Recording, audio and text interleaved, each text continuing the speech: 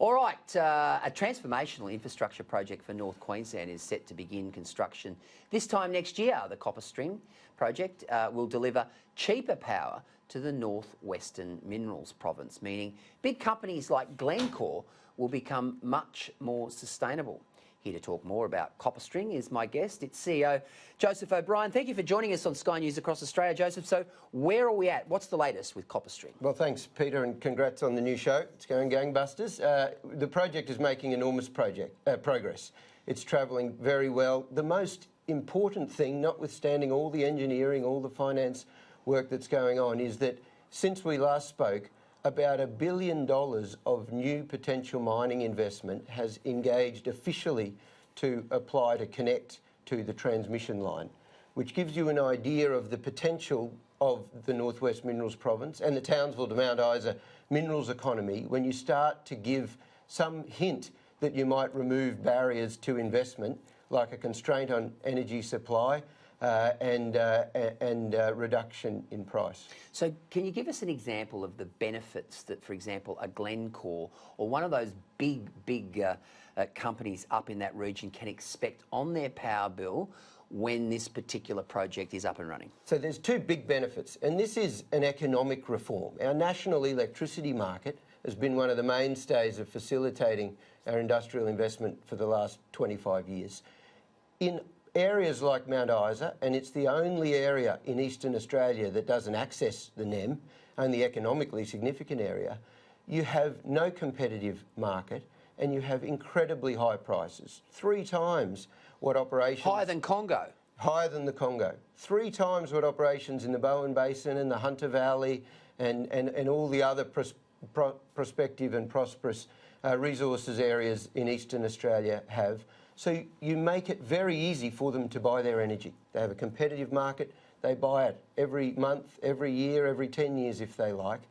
And they have, we estimate, 30 to 50% reduction in price straight off the bat. And so when you have an energy-intensive industry that only sells its commodities and it processes them in Townsville and exports them through the port of Townsville, when you only sell those commodities if you're globally competitive and one of your input costs is 3x everyone you're competing with, that's the sort of difference it makes. And Joseph, these particular companies have already flagged the prospect of actually exiting the Northwestern Minerals Province by 2022 unless they see some sustainable change in the way in which energy provision is put out there. So this is almost like the saviour in many respects for that particular part of Australia. Look, we are certainly, I think, at a junction of without over-dramatising things, boom or bust in the Townsville to Mount Isa minerals economy.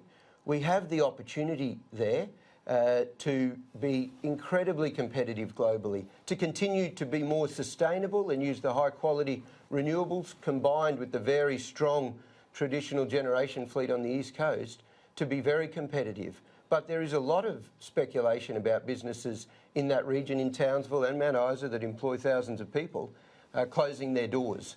And when you impose on them an input cost that is 2, 3, 4 times higher than their competitors, it's of no surprise to anyone that their future is very, very shaky.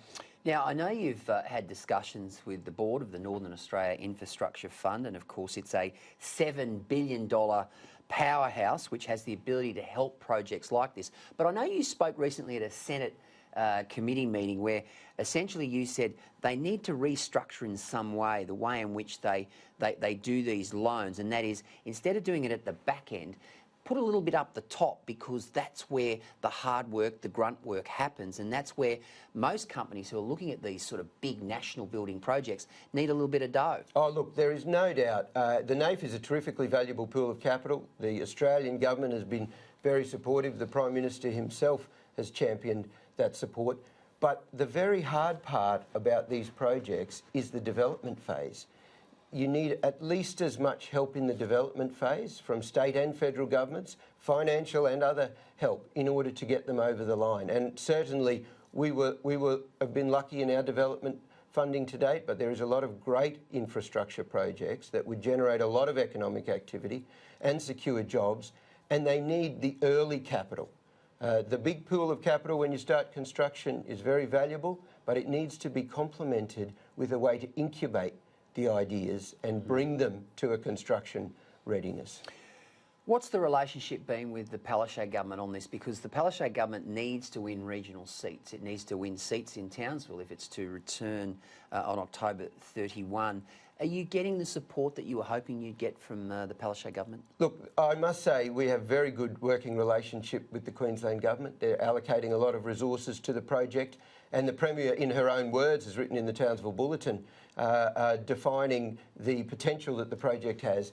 And they've given a lot of support, but what we need is commitment.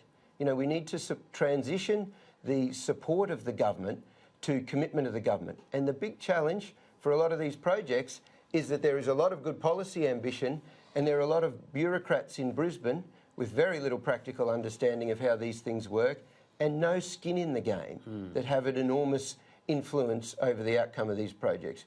We're working very well with the state, but we need the state, and we're very confident the state will transition their support into their commitment and a policy commitment for that economic reform of extending the national electricity market through the Northern Queensland minerals economy. Joseph, before we go, what's the time frame on this? I know you're reasonably confident that you can have this, certainly construction beginning this time next year. Is that where we're at? Yes, it really is. We are at a critical phase of the project. We're in very advanced negotiations with the Queensland government and the customer group, and we need to bring those to conclusion. We need the state government to transition their support to commitment, but we are on a very clear, very well understood schedule that will see us be construction ready at the end of this year, which really means we turn soil in early 2021. Well, Joseph, it's a nation-building project. It's a project that needs to happen in Queensland for, you know, the future prosperity of our state. So, look, good luck. I hope everything goes to plan. Thanks for joining us tonight. Thank you very much, Peter.